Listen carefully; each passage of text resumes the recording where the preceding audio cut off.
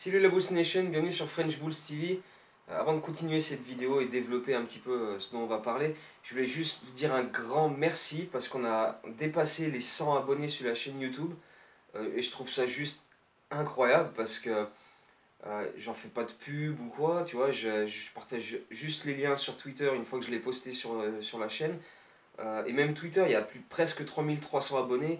Et je trouve ça franchement dingue, quoi. Donc merci à vous tous, un grand merci, ça fait vraiment extrêmement plaisir.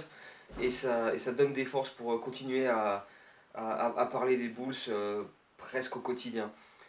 Donc voilà, pour cette vidéo, je vais attendre que la Summer League soit terminée avant d'en faire un bilan sur tel et tel joueur, ce qu'on a vu, etc. Les Bulls jouent ce soir contre Orlando à 2h du matin, et d'ailleurs il y aura un live tweet sur Twitter, donc vous pourrez suivre ça avec moi. Mais donc voilà, une fois que la Summer League sera terminée, je ferai un bilan sur les matchs, les joueurs, etc. Mais dans cette vidéo, je voulais revenir un petit peu sur les changements qu'il y a eu au niveau du coaching staff. Parce qu'il y a eu pas mal de mouvements cet été. Déjà, on a prolongé Jim Boylen pour 3 ans. Bon, ça, c'était un petit peu. C'était sûr, hein, enfin, pas sûr et acquis, mais enfin, on savait que les Bulls avaient quand même bien envie de conserver Jim Boylen par rapport à ce qu'il a montré sur la partie de saison qu'il a effectuée à la tête de l'équipe, et par rapport à ses idées, et par rapport au fait que voilà, il s'entend bien avec la direction et ils ont euh, des idées assez communes sur ce qu'ils veulent faire de cette équipe. Donc Jim Boylen, il s'est pointé à son entretien avec un, un bouquin de plus de 120 pages de tout ce qu'il a noté cette saison au fil des matchs, de ce qui va pas, ce qu'il compte faire pour changer les trucs, etc. Et notamment développer un jeu offensif plus rapide. C'était une des bases de réflexion de cette saison. Et donc, il a également proposé les noms qu'il voulait pour améliorer son coaching staff, parce que déjà Pete Meyer c'est parti. Apparemment, il a quitté lui-même, enfin de lui-même le banc. Et donc, il a fallu aller chercher des remplaçants.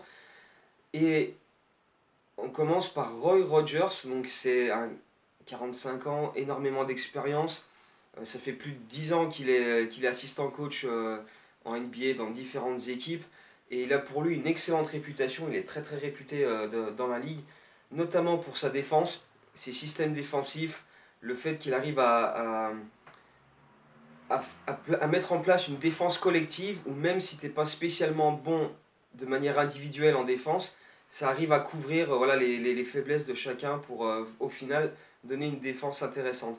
Et il est également très réputé pour sa capacité à développer les jeunes intérieurs.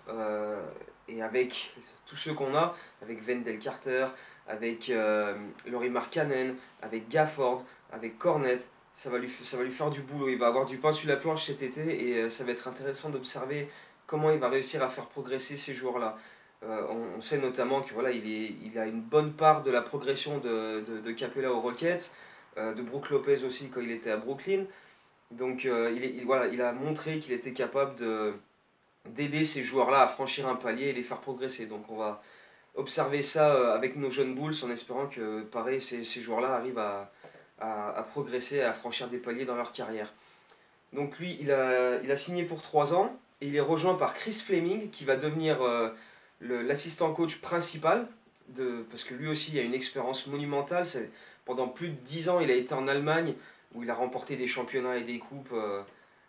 En veux-tu, en voilà. Il a également été sélectionneur de l'équipe nationale d'Allemagne U20, mais ensuite l'équipe principale. Donc il a eu Nowitzki sous ses ordres. Il l'a emmené en quart de finale de l'Euro 2017. Donc c'est encore assez récent, mais voilà, il a quand même une excellente expérience internationale. Et puis dans le même temps, il a été assistant coach en NBA à Denver et puis à Brooklyn. Et lui son domaine, entre guillemets, de prédilection, c'est plus l'attaque, voilà, mettre des systèmes offensifs en place, euh, faire intégrer aux joueurs que voilà, il faut se placer comme ça, etc. Donc à ce niveau-là, donc voilà, on a récupéré un assistant coach défensif qui va faire progresser les intérieurs, et un assistant coach offensif qui en plus voilà, sera pratiquement le numéro 2 quoi, derrière Jim Boylen. Ils viennent donc compléter le staff qui sera également euh, complété par Nate Lancer qui revient pour la saison qui arrive. Également Sean Resper qui continue de faire partie du staff en tant que Players Development. Donc il va s'assurer du développement des joueurs lui aussi. Donc il va bosser très, très étroitement avec Roy Rogers. Et puis, eh ben, faut en parler aussi évidemment, parce que c'est une première dans l'histoire des Bulls. Karen Stacks Umlof qui devient assistant coach de manière définitive. Elle était déjà dans le staff de Fred Hoiberg l'an dernier, mais en tant qu'associate coach, ce qui est un petit peu différent. Là, elle est vraiment assistante coach et donc elle fait partie de ces quelques femmes qui font partie maintenant de la NBA en tant qu'assistant coach dans plusieurs équipes. Il y en a à peu près il y en a 8 ou 9 maintenant en NBA, donc ça continue de grimper. Sachant que elle, ça fait quand même 35 ans qu'elle est aux Bulls. Elle est arrivée la même année que Michael Jordan aux Chicago Bulls, donc ça fait un moment qu'elle est là dans divers rôles. Elle était directrice des opérations basket, passé un temps aussi, donc pour elle qui est là depuis si longtemps, c'est une belle récompense et ça permet aussi voilà, d'étoffer le staff et d'apporter un œil différent, un regard différent et une expérience évidemment différente aussi. Donc voilà, beaucoup de recrues avec une énorme expérience. Et c'est vrai qu'on parle souvent d'avoir des joueurs vétérans pour montrer aux jeunes les ficelles du métier, etc. Mais c'est important aussi d'avoir un coaching staff avec énormément d'expérience pour, voilà, pareil, aider au développement de ces jeunes joueurs au jour le jour. Donc voilà, c'est une bonne présentation de ce qui va être le coaching staff pour la saison 2019-2020 de nos Bulls.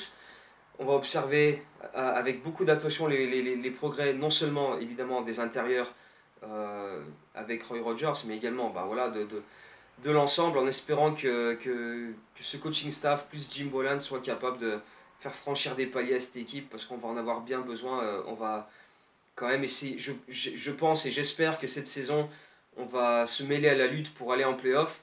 Après qu'on y arrive ou pas, comme je l'ai déjà dit dans plusieurs vidéos, si on finit 9ème à 2-3 victoires à la fin de saison, mais que voilà, on a lutté toute l'année, qu'on était dans la course, et ben ça reste déjà une excellente progression par rapport à cette saison. Après, voilà, on verra au fil de la saison. C'est sûr que si on débute la saison par, je sais pas, 12 victoires, 6 défaites, enfin qu'on démarre vraiment bien, bien sûr qu'on va tout faire pour aller en playoff, etc. On, on verra s'il n'y a pas trop de blessés non plus, parce que ça va être un sujet emmerdant. D'ailleurs, Wendell Carter s'est fait opérer. Il est attendu pour le début du training camp, donc voilà, on va attendre de voir ce que ça donne pour lui. Valentine, on n'a pas trop de nouvelles non plus, on va voir comment ça se développe pour lui. Mais enfin bref, ça ce sera une autre vidéo pour un autre jour. On parlera des ambitions des Bulls pour la saison à venir dans une autre vidéo, après celle de la Summer League. Mais voilà, je voulais vraiment faire un point sur le coaching staff parce que c'est quand même quelque chose d'important. Donc voilà, c'est fait et j'espère que la vidéo vous a plu. Et puis si c'est le cas, voilà, mettez des petits likes, continuez à commenter, à donner votre avis. Et puis comme toujours, hein, faites bouger le truc, faites développer. Voilà, on a dépassé les 100 abonnés, un truc dont je ne m'attendais pas du tout quand j'ai commencé ça il y a 2 ans. Mais voilà, si ça peut continuer à se développer comme ça peut être que bénéfique. Donc continuez de partager, de retweeter quand je pose les liens sur Twitter. Et puis voilà, on se retrouve bientôt pour une prochaine vidéo. Go Bulls!